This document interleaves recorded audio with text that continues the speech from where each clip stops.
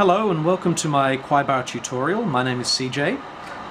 Please make sure that you read the disclaimer at the beginning thoroughly so that you understand where we're coming from. Note that I'm not a professional. This is purely for entertainment purposes, and let's have some fun.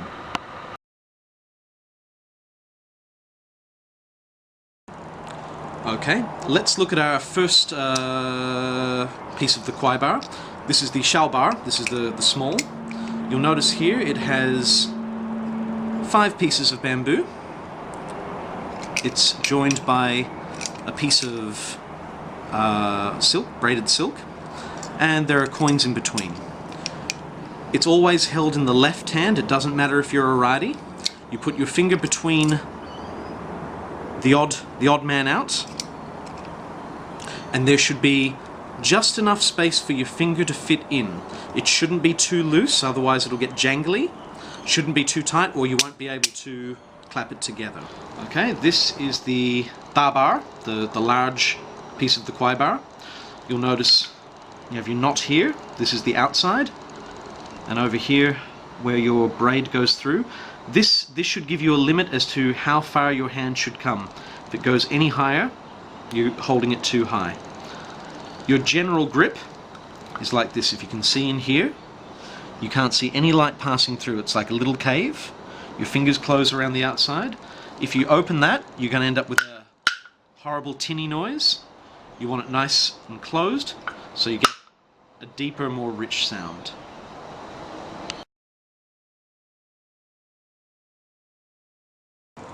Okay, here's the first preliminary move. It's the most basic.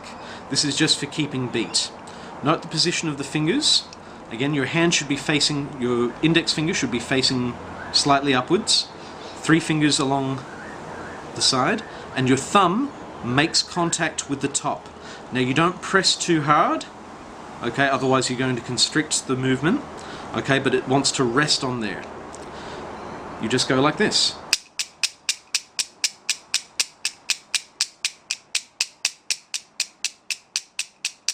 And that's all. There's not much to it, but you need to master this before you do anything else.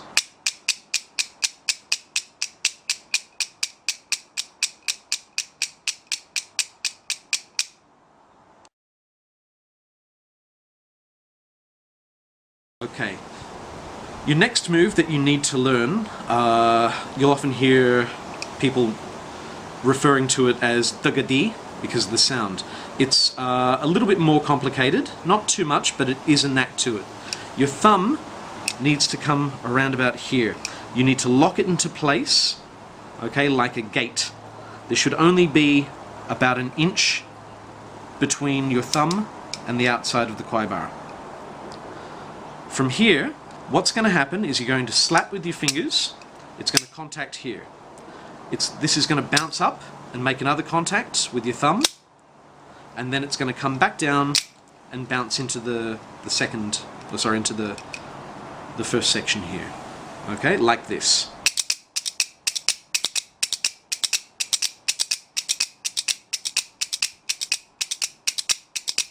Just like that. I put too much wrist into it. I know it's wrong, okay? But the sound that you're after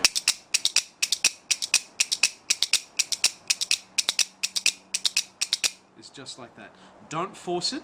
After enough practice, you'll get a natural rhythm going.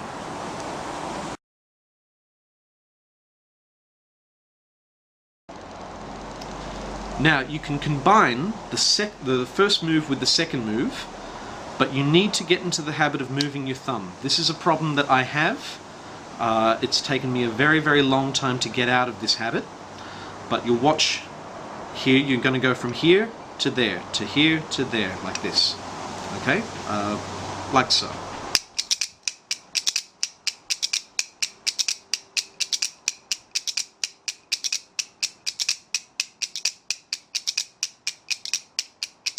Okay? There should be very, very little wrist action. You should be relying on your fingers to bounce, and you have to keep that thumb in motion. I've had some people say that that doesn't matter much, but I've had other people say that it does matter, so try to get it right the first time. Again.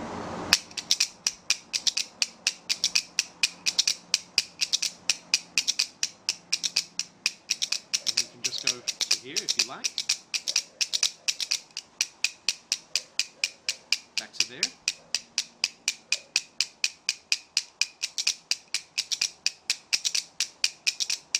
Just like that.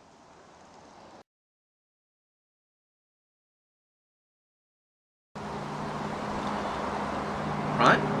If you've come this far, it's time to take a look at the dabar, the large section of your Kuaiban'r.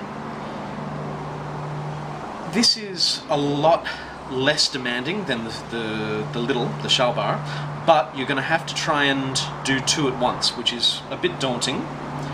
People who've had experience at percussion might have an easier time.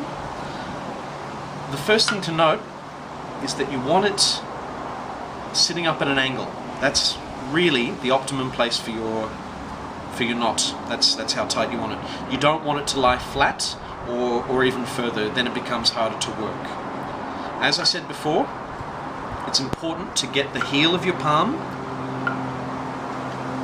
into the curve of the bamboo, and you want to make a cave. There should be no light. If you look, you won't be able to see light. Now if we just pull back a little, you see my ugly mug, I'm sorry about that. Your basic strike is just like that. Nice and forceful. It comes down, and if you do it in time,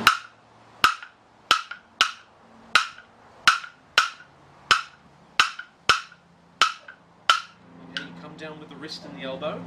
Oh, sorry, with the elbow more so than the wrist. Just like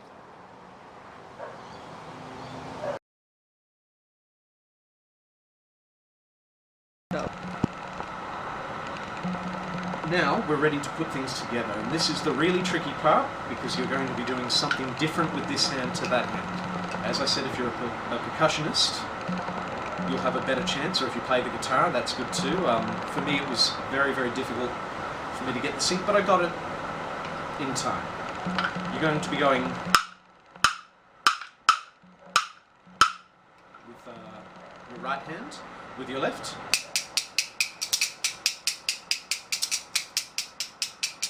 Just like that. Put it all together.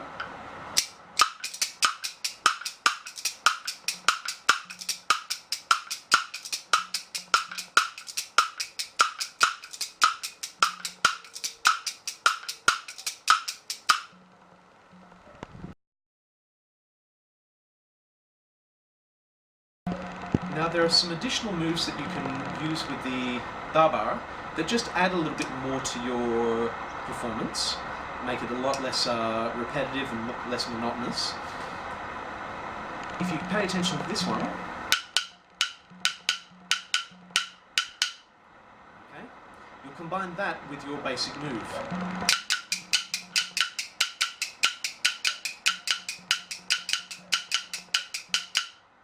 In China, they often call that tai tai chi, tai chi, tai tai. Did I get that right? Yes. Thank you. Okay, so you're going like this. 1, 2, 1, 1, 1, 1, 2, 1, 1, 1. And your shellbar in that basic move. So again,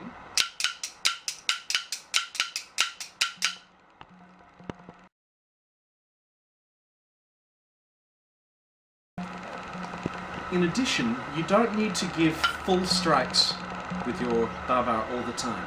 In fact, you can keep it soft and make them more frequent. For example,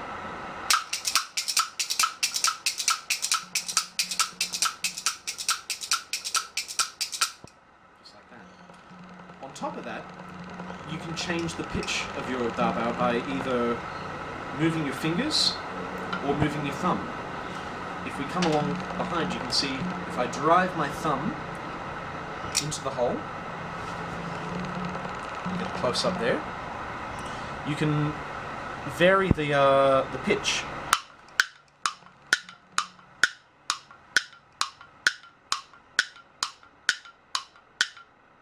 Now that can be sometimes difficult to get back to your basic position, so I like to just leave my thumb off and on.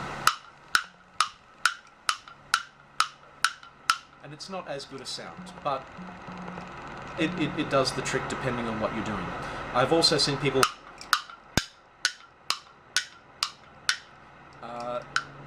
raising different fingers and making even more variety of tone. I'm not very good at that, but you can play around.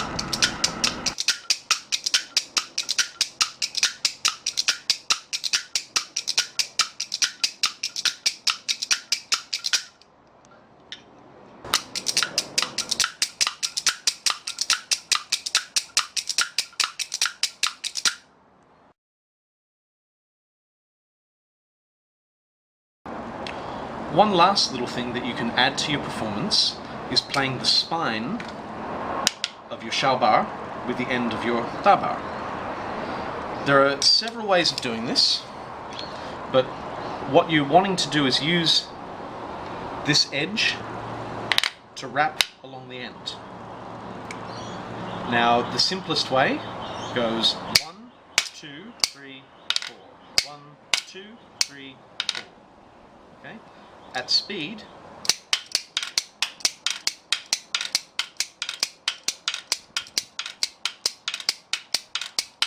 just like that.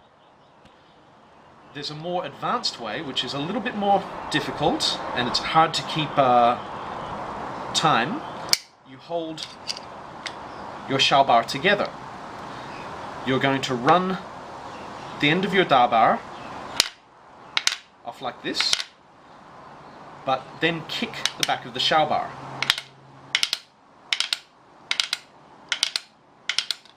Like that. Okay? You're also going to throw a kick from here, another kick to there.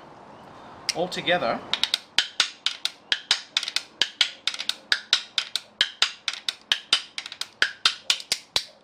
just like that. One more time.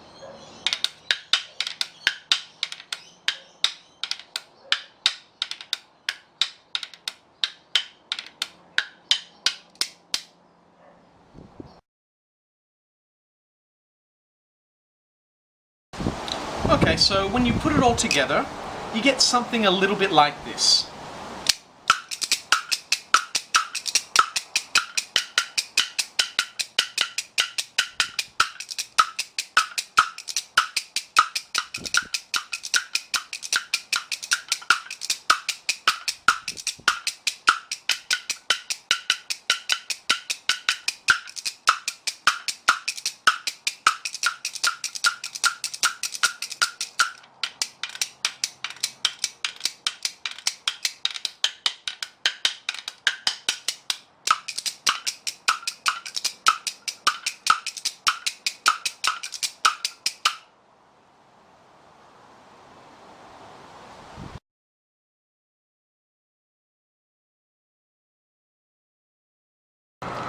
Okay, so looking back on everything we've covered, you'll see a lot of mistakes with what I do. This is definitely a case of do as I say and not as I do.